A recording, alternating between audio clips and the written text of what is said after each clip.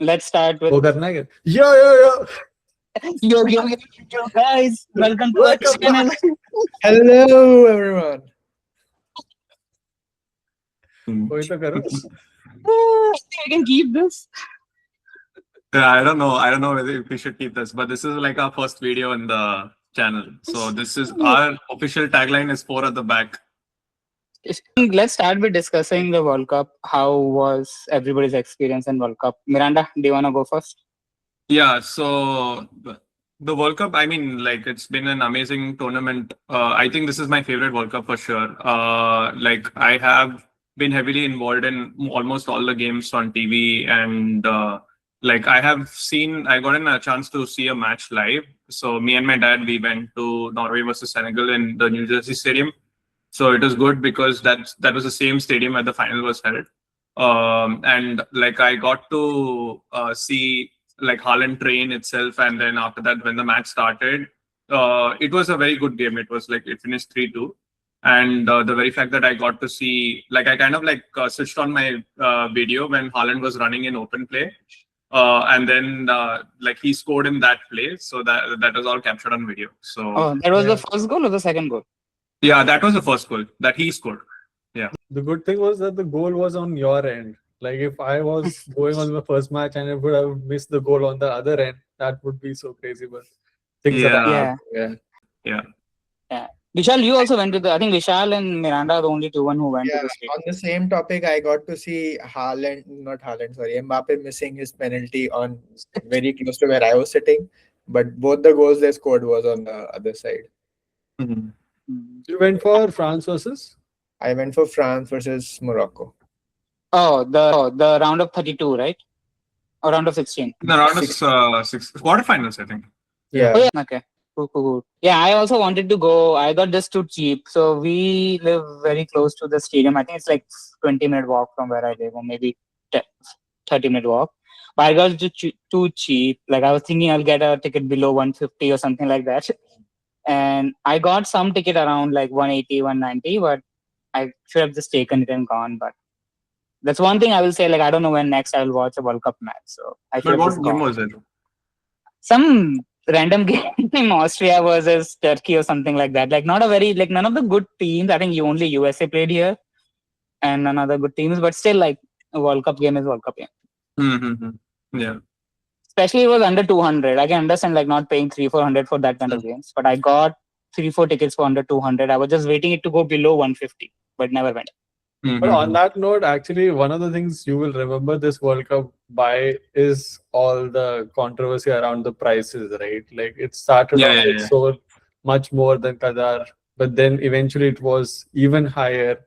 Then even though we all live here, we all are passionate, we still had to doubt and will we go, will we not go? And then you ended up paying so much more for the accommodation, for the flights and everything. It's just like making the sport more than the sport, right? Like, so I would say that is something which will definitely I will remember. That I don't blame myself.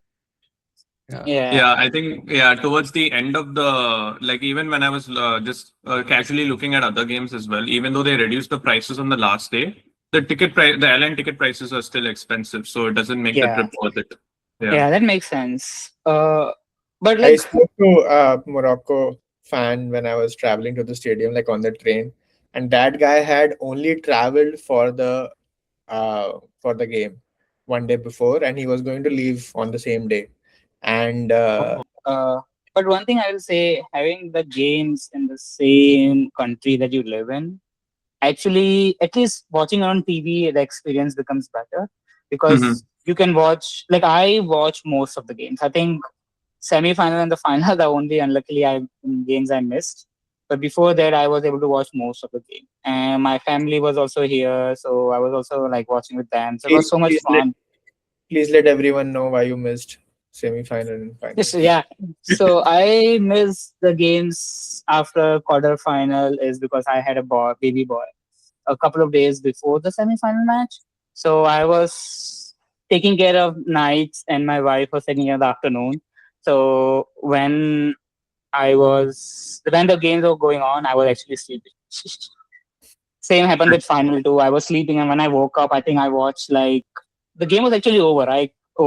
Woke up half an hour after the game got over. Was the baby awake and did they see any of the games? We're not showing baby the games, so, but baby also cannot see that baby is like 10-day old right now. He was only like a week old when the game was there, so they cannot actually see more than 6 inches. I see. Okay, okay. I mean, in 6 David- inches they cannot see things. So You never know, because David Beckham says that when Victoria was pregnant with his kids, he used to play Beatles. Maybe they can hear but not see. But yeah, yeah, here you can say that they can hear your voice and they can understand your voice. But going back to the World Cup, I said that's one good experience I will say I had. Like because it in the same, we went to this I live in Santa Clara, so we went to this San Pedro Square area in South Bay, which is really fun to go there and watch match in like a screening. I think Dhruv also came to my house for one game. I think England versus not Mexico. I think it was England versus Mexico. No. England versus Mexico. I was driving from. Oh San yeah. Diego. For some England Was versus game we watched. It was also maybe fun. So that was I think Congo? the fun part. That we don't Yeah, have to wake maybe, up like middle of the night like in India.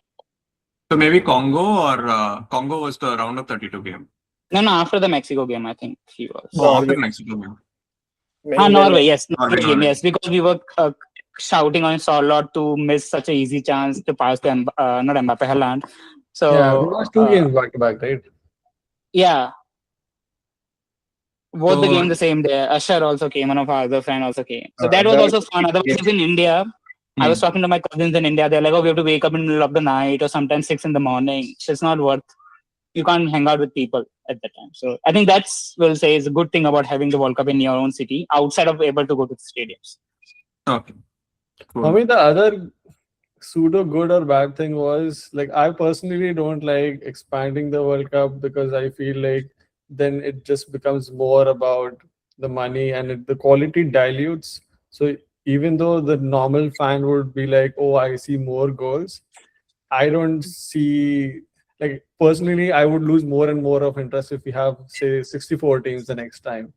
But I can definitely see that this World Cup did pay off in the sense that all the big scorers, like you will never expect all the top scorers to be on the charts, right? Like Messi, like who would have expected would again shine again, like, and we can arguably say that he was shining much more than the previous World Cup. So that was amazing to see that everyone was like neck to neck till the end. Go ahead, Mark.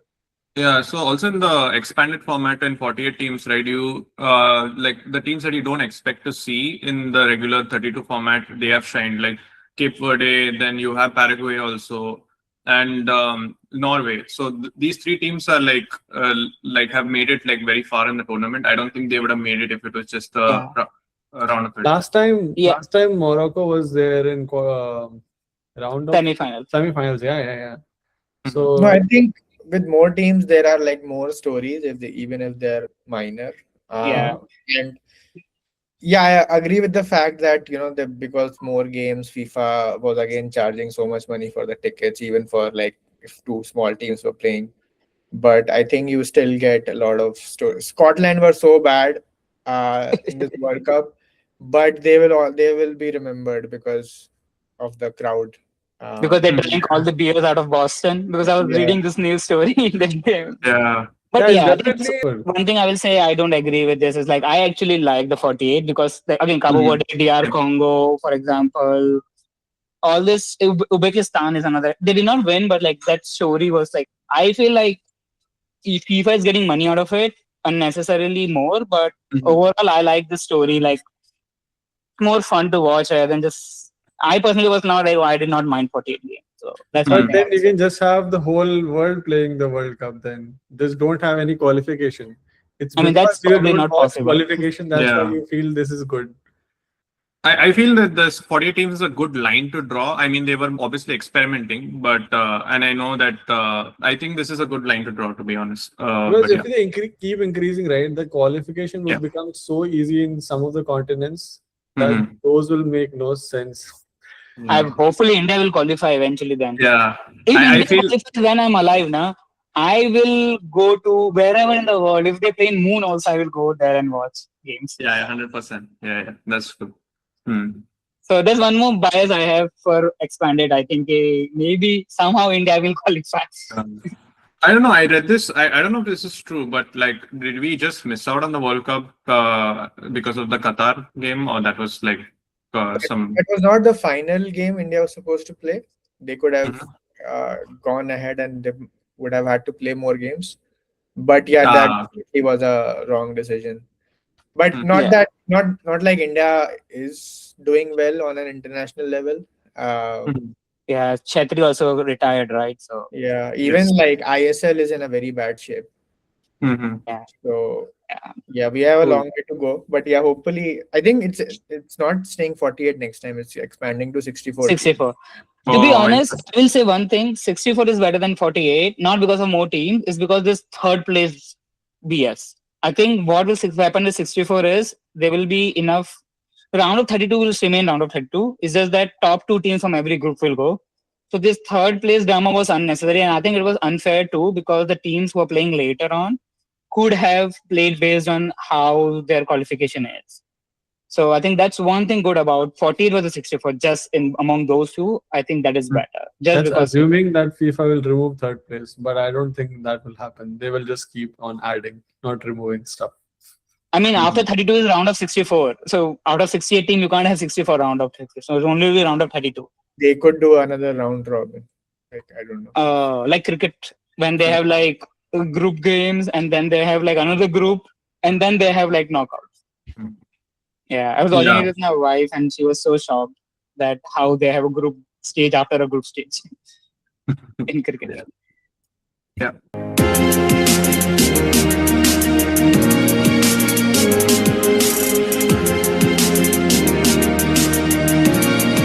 Yeah. But now, speaking of group stage, we are going to the like out of World Cup now, and we are heading into the Premier League season. So, what do you think about the signings? Like, obviously, I think a lot of World Cup matches have influenced the teams to sign good players. So, yeah, like I think the seeing our background, it's a good indication of which teams we support. But yeah, what are your thoughts on the signings so far? We have not signed much, so my thought on signing is we need to sign more. We only have signed two players. One we signed in January, who joined us in summer, a defender from France. I think he's very young and good, but like we still need more defenders. And second is we signed Victor Munoz. Hopefully I'm pronouncing his name correctly. He's a young winger from Spain. He was in the World Cup squad, did not even play a minute. Again, I don't think he is good enough yet to like replace Salah.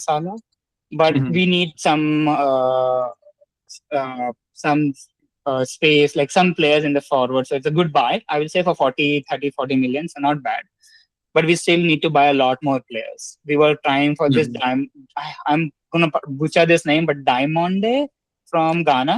Diamond, yeah. Diomande from Ghana, he plays for RB Leipzig, but he basically rejected us because he wanted to go to PSG. Now he's going to Real Madrid. So, which I understand, like Real Madrid and PSG, like Liverpool last season was not that great. So I understand why he did what he did. But after that, we are not been linked with anybody. The next player we're linked with is Barcola, The only who is, Liverpool fan who will admit that Liverpool is below Real Madrid. Okay. I will say nobody in the world can say Real Madrid and Barcelona are not the top two teams in the world. No, even United, no Premier League team, no PSG, nothing. The top two clubs in the world That's is your most of the opinion, so players. keep it to yourself. So even I even yeah, it's about the prestige in the end, right? Like they have won like I mean like it's I would say 15 Champions League, right? Yeah, It's I think yeah. UCL no one can compare. Only yeah. Milan So maybe somewhat close, but yeah. in terms of Europe, I think the stats don't lie. And like even though Rodri is a complete player, for example, and he has won literally everything while he was at City, everything that he could possibly win, he still is linked to Real Madrid even then. And like obviously he's in Spain, so he would want to go there eventually. But I think any player, like even English players. What are happening to those rumors? Rodri to Real Madrid. Are they legit or is he I going? think he's also linked to PSG has also contacted him. I think so. It's not like set in stone, but I think they're still deciding on the future.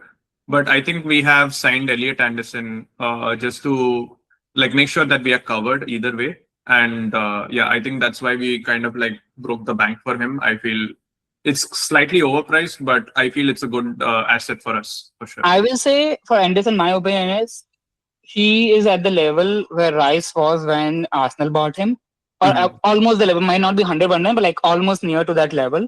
And I think Arsenal also played somewhat similar amount 2-3 years ago. So that money, I don't think is too much for Elliot Anderson. Who knows? Again, depends. Rice has, in my opinion, justified his price after coming to Arsenal. Elliot Anderson has big shoes to fill of Rodri. So who knows what will happen? But that one, I will not say super high price given what has happened before him. Like Caicedo was similar 100k plus, and Rice was 100k plus. Yeah, I don't think you can attach value now to players. I think it's more about how much a club is willing to pay for that player. It's not like Morgan Rogers is worth 117 million, but it's just that Chelsea is willing to pay that much amount, and that's how transfer window is now. Yeah. So I was saying that even for Rodri, right? Just one thing I wanted to say on Rodri, I think City and many top clubs are actually very smart to let people go at the right time too. This is the only time he's already kind of in decline to not play so many matches in this season. And plus, if they're able to get some money out of it, then all well and good, right? And then Anderson is not just a cover, right? He was statistically probably one of the top two, maybe CDMs last year in the Premier League. So I think that's like very shrewd signing and very apt that that swap is happening at such a good time, and almost the level is not very bad. So it's just the Pep going away, right? Would be very interesting. How will these new people and plus Haaland and everyone, how will they gel with the new coach? Yeah. Yeah. So we're I am talking about actually curious about the winger that Liverpool signed. Do you know anything about him? To be honest, I found out about him when Liverpool signed him.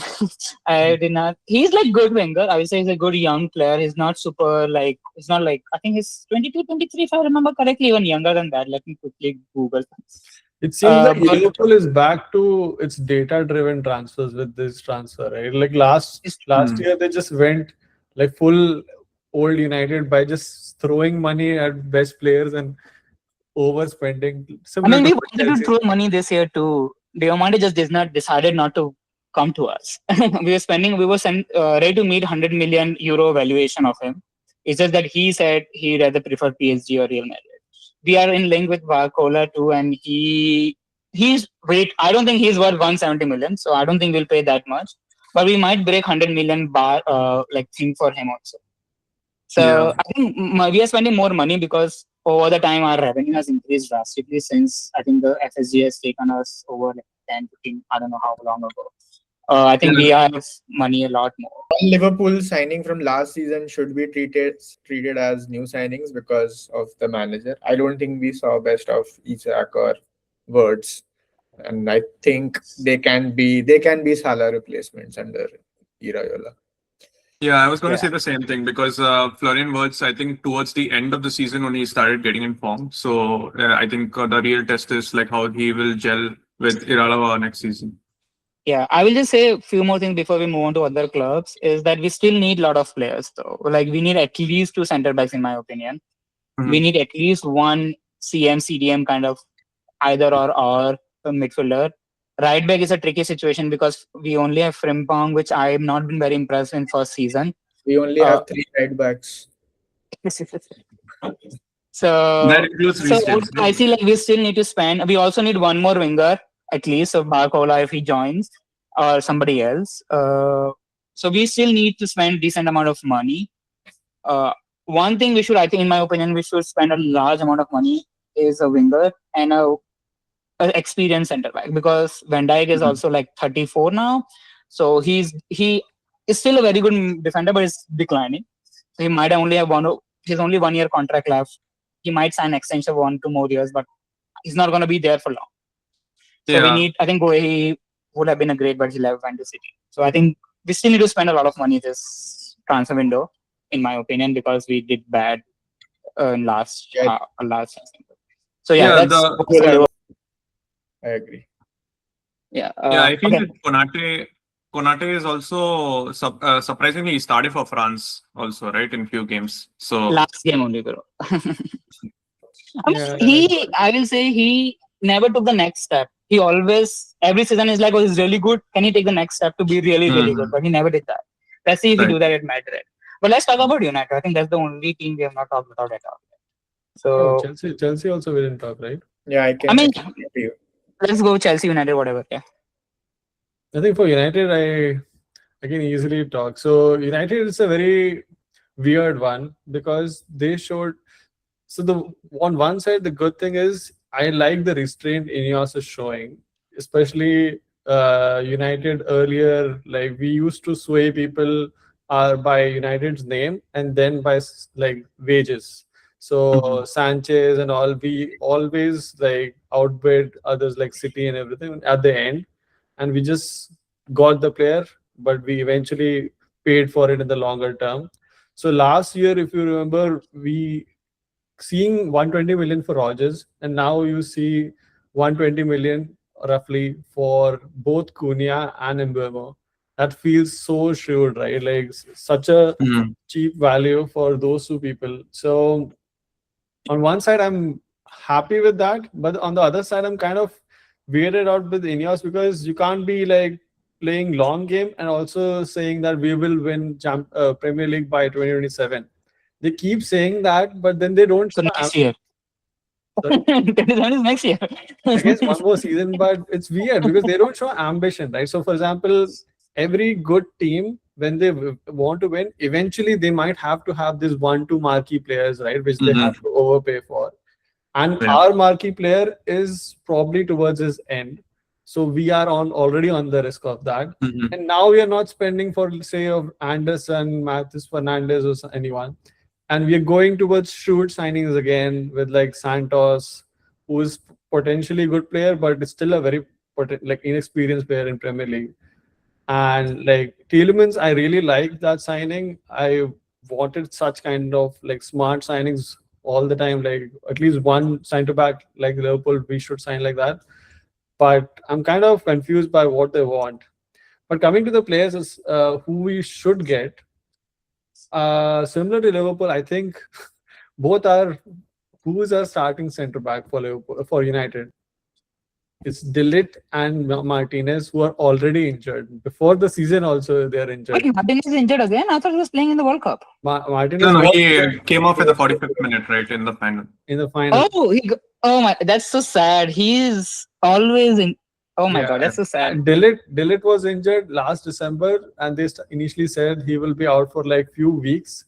That few weeks with a back injury, he's still not back for 8 months now. Oh, he's not training with the team right now. No. So, and the cover we have is Maguire, who is also injury prone now. He's very old. And the two young centre backs, 2021, Haven and Euro.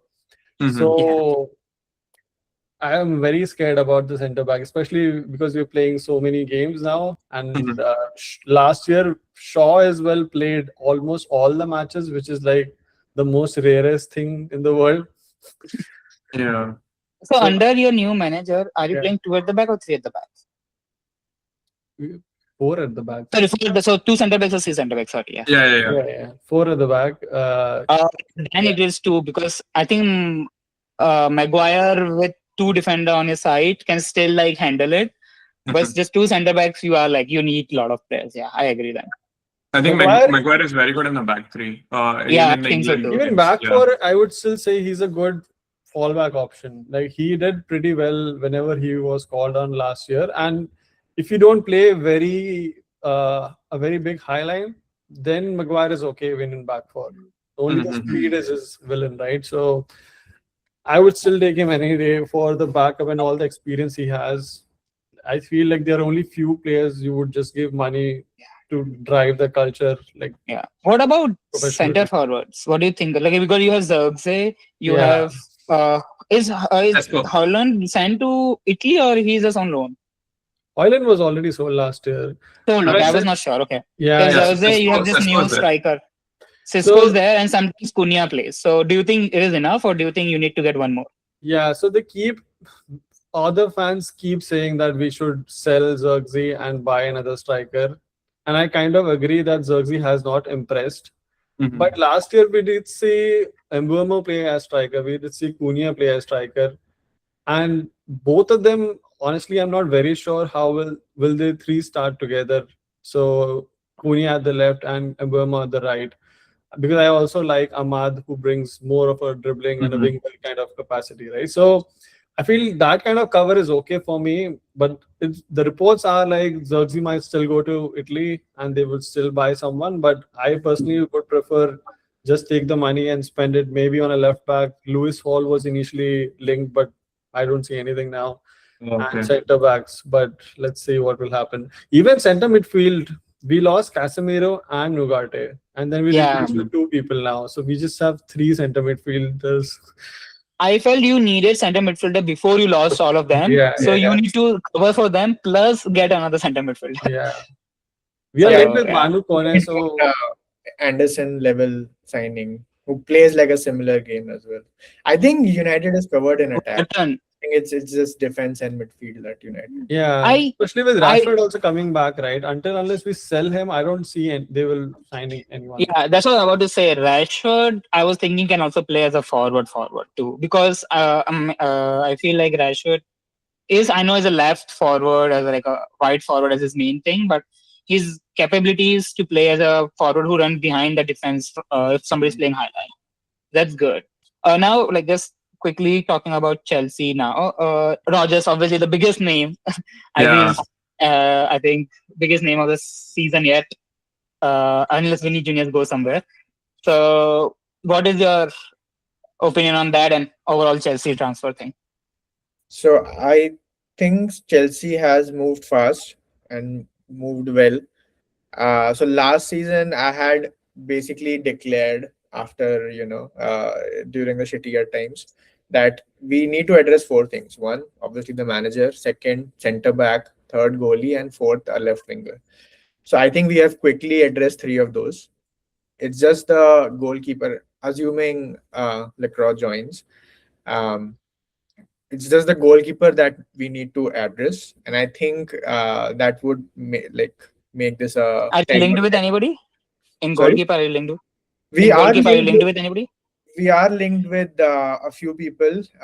There's that Portugal goalkeeper Costa, whom we are linked Mhm. with. I think he is the top name right now. Others, I'm not too sure. I think Mania was linked last. I don't know if I'm pronouncing his name correct, but he was linked last year. I The don't know first this year. goalkeeper. The French goalkeeper, Mike Mania. Uh, so Oh, why? man. Like I was thinking, like because just thinking of goalkeeper, City had that goalkeeper, right? They bought before they bought the Trafford. Trevor. Yeah, Why don't you try him? He's like the modern goalkeeper who like can play with the ball on his he is, feet he and is also good actually defense. he is actually linked as well. Since we are buying so many ex-City academy players, people have started linking him as well. Yeah. Well, So he's yeah, technically not City academy player, right? Yeah, yeah. Yeah. I am not sure about that. They have paid So paid what like else? millions, 200, 300 million for a city. So you have a new manager, Alonso. Yeah. You have a new left winger, I will say Rogers. Right now, let's not assume left winger. Center back, if you get that Crystal Palace center back. Mhm.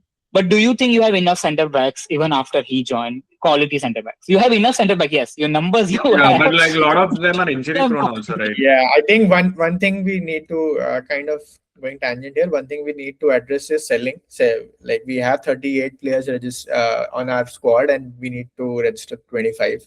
So we need to get rid of a lot of players. That's one of the things we still need to address in this window. But coming to your question about center backs, I think with Colville, Lacroix, and I think those would be the starting pair, and which I think is good. If we play three at the back, I think Reece James would be the third center back. So I think that first choice is good. It's just that the when we have to go to Tosin or Fofana, even he is not reliable, then we might suffer. so But you lost considering we don't have like Cucurella. Champions League, it's I think it should be okay. So you Yeah, lost Cucurella too, right? So do you have good backup for him? Because I think, in my opinion, he was one of the best left back in Premier League last season. I agree. Actually, there's like a fifth requirement is to get a left back, because otherwise we just have Jorel Hato, who is promising, but again, not experienced. I feel like Jorel Hato also have a. I remember he played against, like, he came against Liverpool in one game, and there was a clear lack of like positioning, understanding for him. He gave us a lot of space to run, whereas Cucurella was holding the defense over. So yeah, it makes sense. On the same note, I think we can also talk about what do you expect from your team next season. As so, let's make it into like 2 or 3 ways. First, bare minimum, they have to do this. Second thing, what they will do, they will at least consider what is the bare minimum they need to do to consider the successful season, and what is your dream Yeah, for the next season? That's a good question. I think we can do a roundtable for this one as well. But bare minimum is Europe, so we should finish. Europe means Champions League or any Europe? Any Europe. Okay. We should be 7th or better next season. I think for it to be a successful season, I think top 4. We should aim for top 4, especially considering City is now on similar level. Like with Pep gone, I think it's more of a level playing field now. So we should aim for top 4. That would make it a successful season, and a deep run in FA Cup or Carabao Cup. Yeah. And what is your dream season? I mean, dream can always win everything, but like realistically, dream season, you will say. I would love to finish 2nd. Like, I think that would give me as dream much of Arteta also. Yeah, I mean, just challenging for the title that has challenging for the title makes sense. So much. Like, I don't think we have even challenged for the title for an entire season after 2016-17 when we actually won it. Okay. So, what about Miranda? How do you think about, given Pep got a living? I think he has been colossal for City. At first, let's talk about City's transfer. Like I know we spoke about. Is that okay? Yeah. So I feel like Elliot Anderson was like much needed signing for sure in City. I feel so. What I care more about, and I've always been saying this season after season, is that we give sufficient chances to the players that are already there in the squad. So I feel that Jack Grealish and Phil Foden, they have points to prove. And I have a feeling that we have seen this happen. Like even when Grealish went to Everton, he had a good spark of form in the beginning of the season. So this has been happening for 2 seasons straight now, where we are seeing players leave City and immediately showed impact, but then their impact tapered forward. I think that is what I want to ideally correct. I want people to be consistent. Like Foden and Grealish are still, I feel like they are top quality players and they should play. Semenyo, Cherki will compete for positions as well. Don't you think it's after a point you should just cut ties, especially being a top club? Like Grealish especially is a good example. So if he was not consistent in City, he struggled to like take the next level, and then with Everton also people started seeing the excitement, because it's very easy to be motivated and do well, especially at the start in a new thing, but then you show your true colors and he again tapered off, right? So he's also old, right? He's 30 or 29 or 30, so it's not like he's young enough left. Yeah. And this guy plays what's his name, Enzo Maresca. He'll prefer Semenyo on left wing, so I think Semenyo would anyone will prefer Semenyo after the season he had last year. They should prefer Semenyo. I think he played well. Yeah, he's actually such a good signing for City, I feel. And to answer your question, I feel that I think this is the good season to have that platform, because given that Grealish and Foden has not played for England in the World Cup, they have plenty of time to rest and to warm up. I have a feeling they're going to start the preseason and they're going to start the opening games until the main players are fit and firing, because we have a lot of players who went for the World Cup, but we also have some quality players left behind. So this is a season where we'll actually see the true potential of Grealish. Fingers crossed for Phil Foden, because he's a player I genuinely want to prove himself and do well, and I want to see a call-up soon.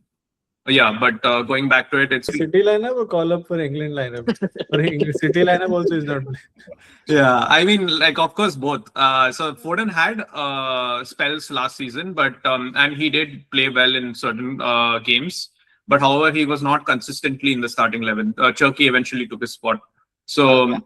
yeah, so I just feel that like in general, having that depth is really good for us. And overall, what I'm expecting from Maresca is a system. Right now, I don't have super high expectations given that Guardiola has left, but I just want us to have a playing style. I want to have a system, and to. I don't want to fall off a cliff. Is Okay. what I'm expecting this season. So what your Yeah. bare minimum is having a proper system plus what finish will you consider as a bare minimum? Yeah, so I think same as Vishal, it would be top four, I feel. Like I don't want to expect challenging Arsenal for the title, although that is a bonus if we are able to do that. But yeah, like I think we are still considered as the closest rivals to Arsenal, but I Fair hope that enough. we can keep up the momentum like last year. I mean, we did take them to the end, and we did win two trophies in the final season with Pep. Maybe I would want at least one of the EFL Cup or the FA Cup, and like, and with respect to Champions League, I want to run deep at least till the semi-finals. Okay. So and what the dream season will be winning the Premier League for you, I guess. Yeah, I think so. Yeah, and for me, I would rather like if I care more about the deeper run in Europe this time more than the Premier League because we have always shown that we are consistently finishing in the top four. So even if you finish third and if you reach the finals in the Champions League, I consider that probably a little higher than winning the Premier League and knocking out in round of 16. And yeah. Oh, wait. Not you said. Interestingly, you did not say winning the Champions League. You said reaching the final. At least, yeah. Just And like that is above winning the Premier League. yes, reaching the Okay. finals. This is This middle is class thing. middle class Indian mentality where everyone is so content. I'll only come second. I'll only be semis for City. You will not challenge in this. Yeah, I just season wanted if to you don't stress. have anyone else. Still, you will not challenge for title. No, so the thing Miranda's is- answer made me feel took me back to school again when Topper was like, I'm expecting 95. And I was like, मेरे 70 आ जाए भाई मैं खुश होऊंगा. Yeah, I feel what is more important for City is last season I've seen this where we have reached or like we are able to challenge Arsenal to some extent, but then it was very disappointing to get out early in the Champions League. And given that we have won only one UCL, right, and we have I can't reached believe all I'm going to finals. say. This is how you think when you win Premier Lot League of Premier 4 out Leagues. of 5 season. Or Yes, Yeah. exactly. I think that's the reason, maybe. Like, yeah. Okay. And obviously, I didn't expect. I don't expect Maresca to win the title in the first season itself. So I'm just trying to keep my expectations a little realistic. I have a feeling that Arsenal is still the team to beat. Okay. in general. I think that's on that note. I think Dhruv, do you want to talk about United expectation? I think they did well compared to what we all thought, finishing third. So, what do you think? What do you expect from United this? Given they're going to be playing across multiple trophies now. Yeah, I think the question in the end actually kind of points to the worry which every United fan will have. But they are going to the positive. So I think Carrick kind of overexceeded everyone's expectations, and many managers have kind of shown promise in United before, but it always felt like they have like some spark of like brilliance from some player or some momentary thing. It never showed like a plan which you can ride your hopes on, right? It always felt like 1 or 2 seasons under ETH will be good. They will just play counter football with 1 or 2 players shining, but it never was something sustainable. So with Carrick, the way we won 2, 3 big matches last year, like we dominated City, like we were playing on the ball, tactical football, which was such a rare thing to see in the last few years because we always were like a good counter team against big teams, but nothing beyond that. So that has raised expectations for me for sure. And I'm unlike the new signings, I'm kind of optimistic about the old signings because, for example, Cunha and Burmo, I feel they had decent seasons, but they couldn't shine throughout, right? Sesko was shining at the end, and I'm really expecting him to be like a beast this season. But hope they all stay fit. But these three people, I feel they were just beginning their journey, and I hope that one or two of them will kick on. But I'm worried about the centre backs as we talked about. So What is realistic, your bare minimum? yeah, bare minimum for sure top four. I think this season where we only have Arsenal being the sure shot team, for any big team you should have top four as the minimum, I would say. Then my ideal prediction would be No, like no, before ideal, what is you'll consider successful? successful would be I also don't want to be too harsh. Like successful would be like second or third. Um, yeah, second or third, because I really want. It's kind of weird to judge, right? Because we don't know how City or Liverpool will perform, and Yeah, but Chelsea still, could just do what we did last year, right? Mhm. So, but I would say second or third, I'm really happy with. But I will not sack Carrick if that is again a new question. That will I sack Carrick, or if he's say sixth or seventh? okay. Yeah, but I think the dream one is obviously winning. But let's next season would be interesting because anything can happen. Even Arsenal has never won back to back, right? Back to back winning is against them. So Mhm. Yeah. hopefully one of our teams wins. I think they have under, if I'm not wrong, they Yeah, have before the back under, Invincibles or something, did they win back to they back? won back to back, if I remember correctly, but Okay. again, not recently. I think going to Liverpool, again, given so many, we talked about how we are weak in the back and wingers and everything in midfielder also. Bare minimum will be top five. I'm Mhm. assuming, basically Champions League, so basically assuming top four, top five. So because that has to be the bare minimum, I think we've been even last season, which I would consider like a bad season for Liverpool, not just because of the goals, but also of the way we perform was so boring and heartbreaking. So top four, five is bare minimum. I think under anything below that is, I will say, bad season. Mhm. So second, I will say like, oh, one, I will be happy that we are success. I will say a trophy with top four, top five. Say win FA Cup, Carabao Cup. I mean, if you win Champions League, that's an amazing season. So I'm just Yeah, saying yeah, the yeah. other two trophies. And the dream season will be obviously winning.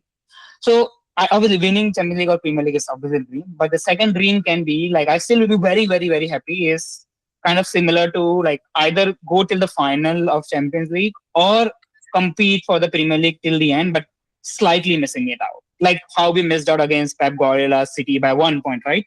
Mhm. I won't be the most happiest person in the world, but I still will be very happy given last year performance. We competed against the Champions League winner or the Premier Yeah. League title winners till the end. So those will be my criteria for like bare minimum success and like a dream system. Yeah, this is exactly why I said that I wanted a deep run because obviously establishing ourselves among the English clubs is big, but especially towards the beginning of the video, we were talking about Real Madrid and Barcelona being the top two clubs in the world. Making a statement there is, I feel, equally more important for any of the English clubs that we support.